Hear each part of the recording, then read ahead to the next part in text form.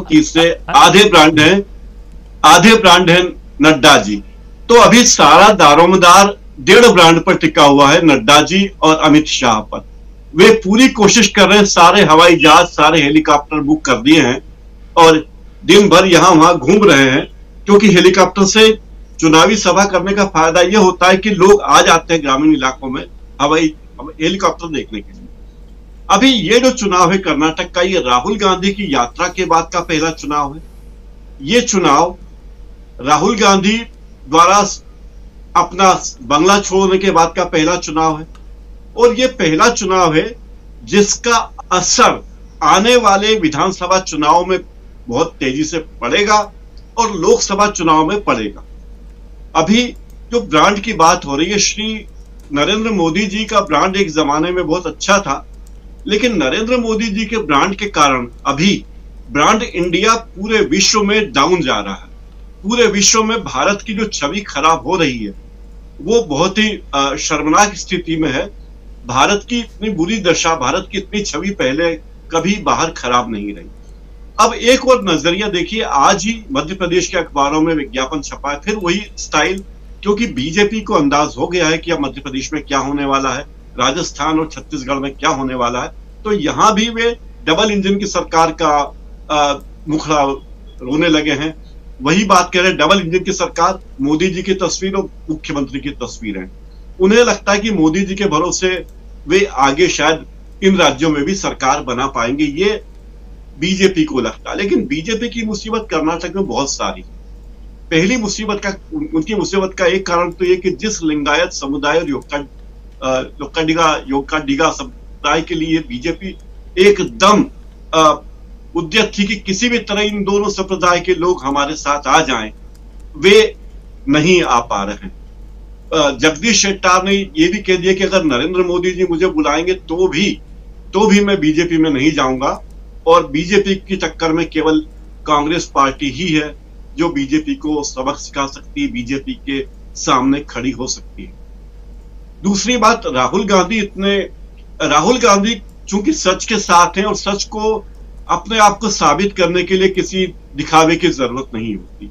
तो राहुल गांधी जिस तरह एकदम स्वतंत्र होकर अपनी बातें कर रहे हैं और जिस तरह भीड़ उमड़ रही है, ये आज की ही बात नहीं, अभी तमाम सभाओं में देखिए जिस तरह राहुल गांधी की सभाओं में, उनकी रैलियों में भीड़ उमड़ रही है, युवाओं की भीड़ उमड़ रही है, महिलाओं और ग्रामीणों की भीड़ उमड़ रही है, उससे बीजेपी में घबराहट है। घबराहट ये कि लोग अगर कर्नाटक में बीजेपी के साथ नहीं रहते, कांग्रेस के साथ जाते हैं, और इसके बाद विधानसभा चुनाव में भी यही हाल होगा।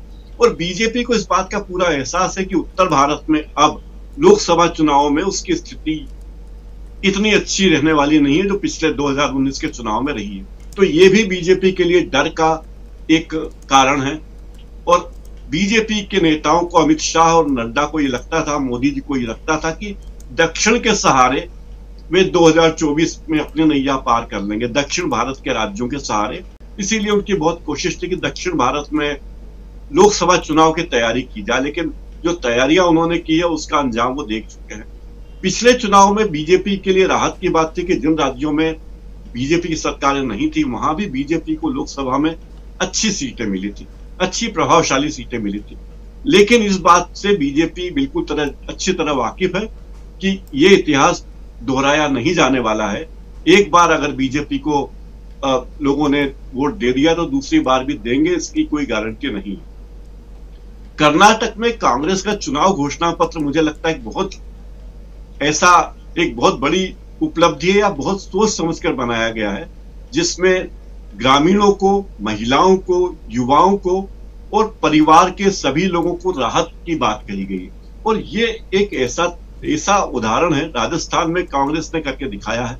जब मध्य प्रदेश में कांग्रेस की सरकार बनी थी और कांग्रेस ने कहा था कि हम अपने मंत्रिमंडल की पहली बैठक में ही किसानों के कर्ज माफ कर देंगे, और कांग्रेस ने वो किया।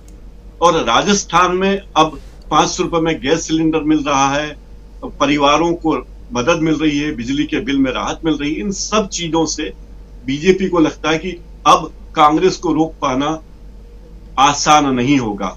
ये बीजेपी के लिए चिंता का कारण है। और एक अर्थशास्त्र की भाषा में एक मुहावरा है कि गोइंग टू साउथ, जब नक्शे में कोई देखता है साउथ मतलब कि नीचे की तरफ, तो BJP is really going to south अर्थशास्त्र की भाषा में, यानी बीजेपी नीचे की तरफ जा रही है और कांग्रेस ऊपर की ओर जा रही है। साउथ का Karnataka, Kerala, Congress is coming from south to north.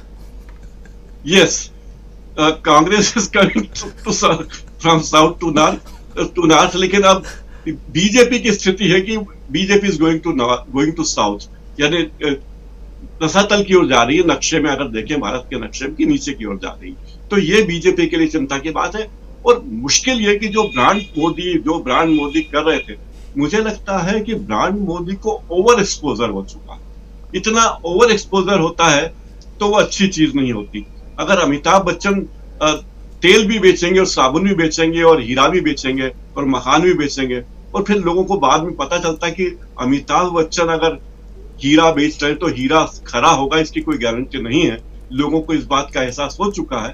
और ये एहसास लोगों को मोदी जी के बारे में भी हो गया कि जो ब्रांड मोदी और डबल इंजन की सरकार, अब यहाँ क्या है कि 2 इंजन तो बीजेपी में लग चुके हैं, डबल इंजन है, लेकिन दूसरा इंजन तड़प रहा है, उसमें ऊर्जा बची नहीं है। तो अब एक इंजन के सहारे बीजेपी चाहती कि सरकार आए और प्रचारित जरूर करी कि हमारी डबल इंजन। और इसका दूरगामी परिणाम जो है, रिजल्ट जो है, वो क्या देखते हैं आप? राजीव जी, देश का राजनीतिक पर्यावरण काफी तेजी से बदला है और उसे आरएसएस के लोग भांप रहे हैं। और वे बार बार मोदी, नड्डा और अमित शाह को इंगित कर रहे हैं कि देखिए, कर्नाटक में पर्यावरण बहुत बदल चुका है, हालात हमारे खिलाफ। दूसरी बात है कि आरएसएस इस बात को जानता है कि मोदी सरकार के आने के बाद देश में जो सबसे बड़े बड़े कांड हुए, और वो ऐसे अप्रत्यक्ष घोटाले हैं जो आम आदमी को आसानी से नजर नहीं आते, उससे भी राजनीति बहुत बदली है। जैसे कि इलेक्टोरल बॉन्ड, भ्रष्टाचार इतने खुलेआम हुआ है, बीजेपी ने बड़े पैमाने पर चंदा लिया है जो काले धन के रूप में भी है और जिससे भ्रष्टाचार बढ़ा है। इसके बारे में आम आदमी बात नहीं करता, लेकिन बहुत बड़ा पर्यावरण, राजनीति का पर्यावरण बदल दिया इस घटना ने। राजनीति पर पैसा हावी हो गया, ये बड़ी बुरी घटना हुई है। और आरएसएस बात को जानता है, वो जानता है कि कल को ये बात बीजेपी के खिलाफ भी जा सकती है और आरएसएस कुछ कर नहीं पाए। दूसरी बात इन्होंने जो की है, वो योजना आयोग का महत्व खत्म कर दिया, नीति आयोग बना दिया है जो एक तरह से छुपाने का काम करता है। अब ये आंकड़े कहां मिलते हैं, कितने बेरोजगार देश में, आर्थिक स्थिति अच्छी कहां, इस बारे में क्या पता चलता है? क्या सरकार, मंत्री जी ने कह दिया संसद में कि हम बहुत तरक्की कर रहे हैं, क्या वास्तव में तरक्की कर रहे हैं? अब वो आंकड़े सुलभ नहीं है। तो ये बताता है कि जब मामला बड़ा गड़बड़ है देश में, इसलिए छुपाया जा रहा है, तभी कोई चीज छुपाई जा रही है। अब ईडी, इनकम टैक्स और सीबीआई के दुरुपयोग की बातें तो सब लोग करते हैं, ये चीजें दिख रही है, लेकिन ये इन्होंने एक रास्ता दिखा दिया है। इन्होंने बता दिया है कि जिस तरीके से 95% विपक्षी नेताओं को निशाना बनाया जा रहा है इन संस्थाओं के माध्यम से, तो बीजेपी को भी डर है कि कभी न कभी जब उनकी सरकार नहीं होगी तब उन्हें वो दिन देखने को मिलेंगे। जैसे व्यापम जैसे घोटाले हुए, कई घोटाले मध्य प्रदेश में हुए, गुजरात में कई बड़े घोटाले हुए, और आप देखेंगे कि ये तय लग रहा था कि इन घोटालों को करने वालों को जेल जाना पड़ेगा, नेताओं को जेल जाना होगा, लेकिन वो जेल जाने से बचे हुए। तो सारे लोग जो जेल जाने से बचे हुए एक मत है अभी, क्योंकि उन्हें अपने अपराधों को छुपाना है और ये उनकी मजबूरी है, और इस बात को आरएसएस अच्छी तरह जानता है। तो ये चुनाव बहुत से मामलों में निर्णायक होंगे। ये जो गलत नीतियां हैं